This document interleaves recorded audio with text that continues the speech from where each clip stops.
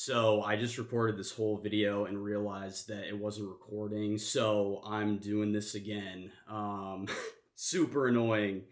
I just wanted to go through like three winter fragrances that I think are really special. And I was wearing them over like the holiday season, and I'll be wearing them going into New Year's. I live in a part of the United States that's rather cold most of the time, kind of damp, cold, cool weather. So I get a lot of opportunities to wear these really bold, kind of almost like some of them gourmand fragrances. And so I just want to share some of my favorites with you guys. So I'll start out with what might be my number one overall fragrance at the moment. Xerjoff Tony Iommi Monkey Special. So I didn't really know what to expect when I was first getting this fragrance. Like I already owned Parfums de Marly Carlisle, and I'd seen a lot of people compare the two.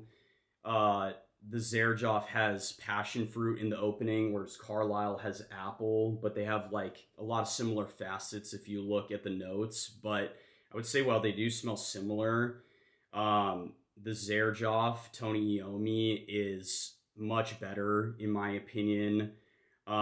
Like I said, it has the passion fruit. It has a lot of vanilla, tonka bean.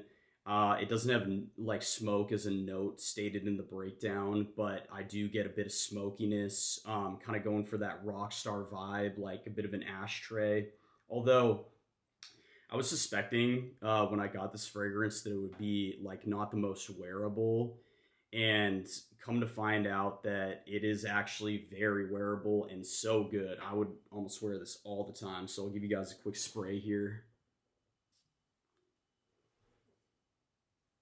Mm, so good. It does have patchouli as well. Patchouli is one of my favorite notes.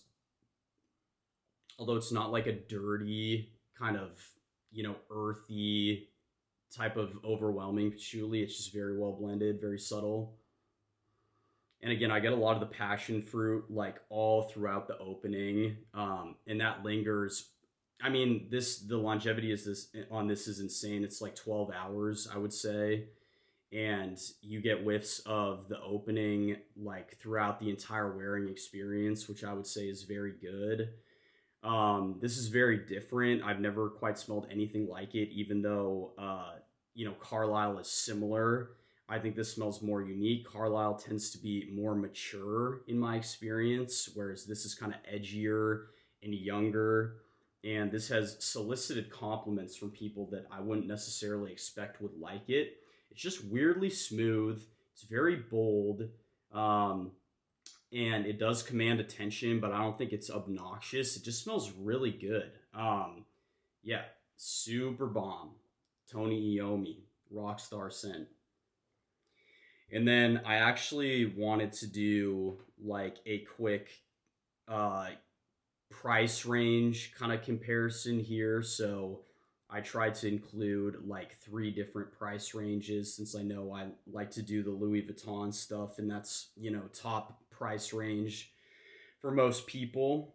And so I'm going to include more of a broad range, I would say, in this. And so another scent that I've been wearing quite a bit going into the holiday season into New Year's is Ytzma by Royal Crown. So this fragrance, it's kind of like a Middle Eastern oud fragrance, but it smells like surprisingly preppy to me. I'll include the note breakdowns for all of these, but this has one of the craziest kind of note breakdowns I've ever seen. It's so complex. There's so many notes, and yet they really managed to get something that I think comes across as like more simple, very smooth, and a couple more prominent notes really shine through. And I know in the opening it has dried fruit and orange, but I think it smells almost identical to raspberries.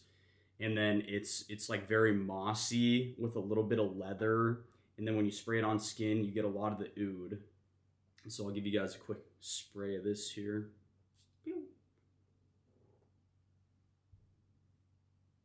Oh man. Yeah, the opening is very nice. Again, the raspberry type of smell is very bright. and it just smells kind of like royalty to me. It smells very opulent. Like it kind of reminds me of like what Timothy Chalamet would smell like in a lot of his movies. Like if a king were to wear like a typical rose oud fragrance, then this would be kind of what a prince wears, right? Like a royal prince. And it just reminds me of like old money, kind of like East Coast, like New England waspy family. And it's just so high quality. And I can't appreciate like rose oud fragrances for what they are. I mean, I love Nishane Nefs. Ombre Nomad is really good, and I can appreciate those scents, but I kind of like that this skews a bit younger, in my opinion, and the blending is just so good. I love the moss notes, and I love the opening. It's just beautiful. The bottle is very extra, and it's just really good juice. I would check it out. And so for my last one, this is going to be kind of like the lower price range category right here.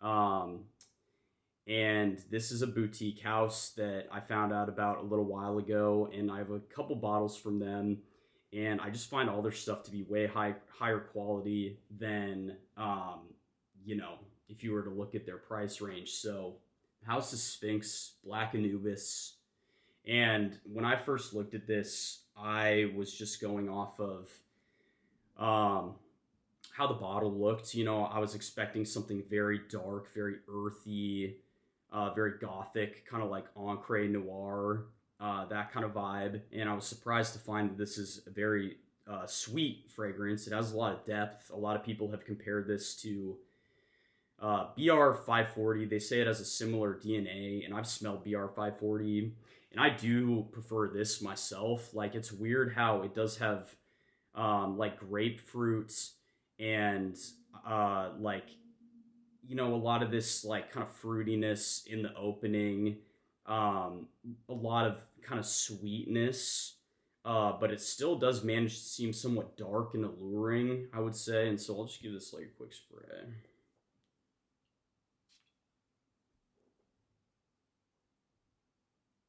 Mm. Yeah, this is just, I would say this is like intoxicating. Like if you've ever smelled something like Side Effect by Initio, that's, you know, a similar kind of vibe where it's just something that's so satisfying to smell, you just don't want to stop smelling it. And this is a root, like an oud rose fragrance, but I think that um, it does have like a lot of depth to it, and the blending is superb, and the quality I would say is like much higher than the price point would suggest. Like a lot of the scents from this house, honestly, they do such a good job.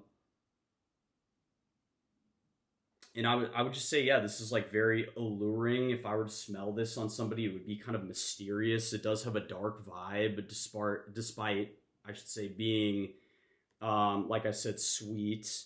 It has a lot of complexity, similar to BR 540. I wouldn't say it's cloying at all. Like the longevity on this is insane. I mean, it lasts, I would say, 12 hours, and if you spray it on clothes, it can last on clothes for up to a week, but not in a cloying way at all, and not in a suffocating way. It's just a very satisfying, deep, sweet and dark smell, especially with that oud. And so I think for 100 milliliters, you guys pay 120 bucks. So that is a great option, very high quality. So those are my kind of like holiday, winter, New Year's suggestions. Check them out. Hope you guys like them. Peace.